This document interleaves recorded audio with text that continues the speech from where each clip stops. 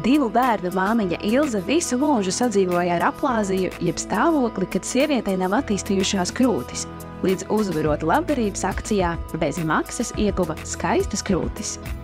Plastiskā ķirurģe Ieva Lāce, kura piepildīja Ilzes ilgi loloto sapni, pastāsta par dažādiem krūšu formas izlabošanas veidiem, operācijas gaitu. Savukārt Ilze vēlas iedrošināt arī citas mammas nebaidīties un tikai spēcināt savu sievišķību.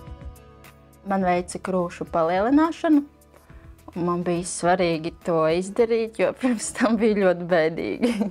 Tie, kas sekoja līdzi klīnikas Instagrama kontam un man tie redzēja pirms un pēc, bēdīgi laikam ir maigi sakot, jo, ja mazākais ir A, tad, es teiktu, man bija mīnusā.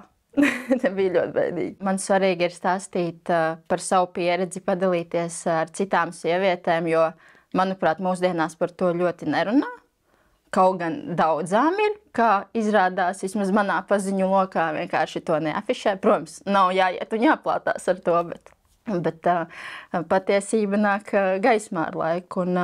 Gribas iedrošināt tās mammas, jo man lielākais gandarījums bija pēc maniem storijiem Instagramā, ko es ieliku, ka divas mammas jau ir uztaisījušas, ka viņas pieteicās uz konsultāciju pēc maniem storijiem, un jau pēc kāda mēneša jau viņām arī bija.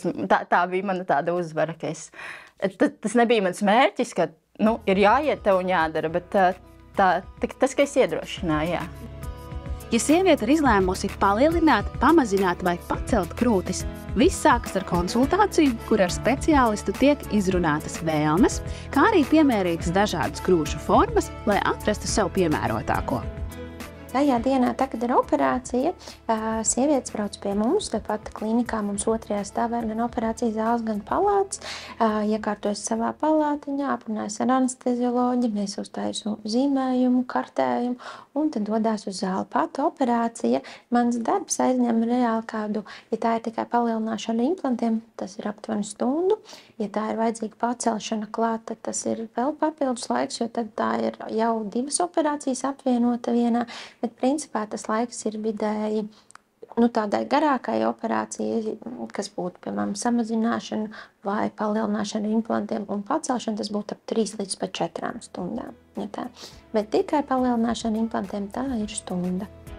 Ja plānota vai iespējama vēl kāda grūtniecība, tas noteikti ir svarīgs faktors, ko pirms operācijas apspriest ar speciālistu.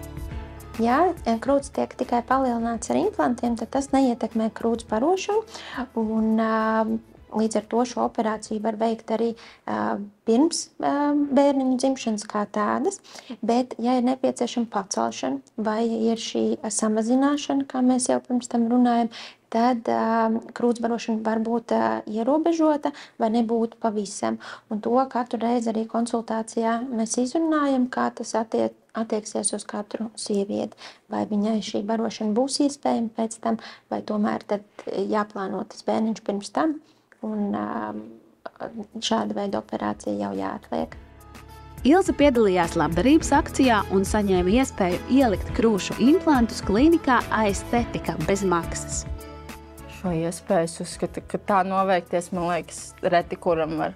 Jo labdarības akcija un ka tev gandrīz viss, pa lielam viss ir apmaksāts, tas ir, es to sākšu raudāt. Tas tiešām, ja noveicis, tad tikai vienreiz dzīvē. Kas tur tāds samaksāt par sonogrāfiju, analīzes un plaušu rengens, tas uz tā visa fona vispār nav nekas. Pārlaimīga? Jā. Tagad kaut kā viss vieglāk pa dzīvi iet. Nedaudz. Ir jānāk komandā, jo šīs operācijas tas ir tāds komandas darbs, jo no sākuma ķirurgs pastrādā, pēc tam ir pacientes daļa, kas ir jāizdara. To nevar izdarīt viens cilvēks. Tam ir jābūt komandas darbam, tāpēc ir jābūt tādai savstarpējai labai komunikācijai un sapratnei. Pēc operācijas mēs tātad pacienti nāk pie mums vēl uz pārsiešanām, līdz ar to šāda veida komunikācija mums vēl arī saglabājās. Pēc operācijas un uz 2 mēnešiem vēl ir atrādīšanās. Mūsu pacientiem ir arī privāts telefona numurs, kur viņus var zvanīt gadījumos, ja viņām ir kaut kādi jautājumi, kaut kas satrauc. Tā kā līdz ar to nav tā, ka mēs mūsu klientiem aiztaisim durvis ciet un tagad jātiek galā pašiem. Nē, mēs ar mūsu pacientiem vienmēr esam kontaktā. Ķirurģi neslēpj, ka pēc operācijas pacientis mazāk runā par fiziskām pārmaiņām, bet vairāk tieši par jauniegūto pašapziņu, dzīves prieku un labsajūtu.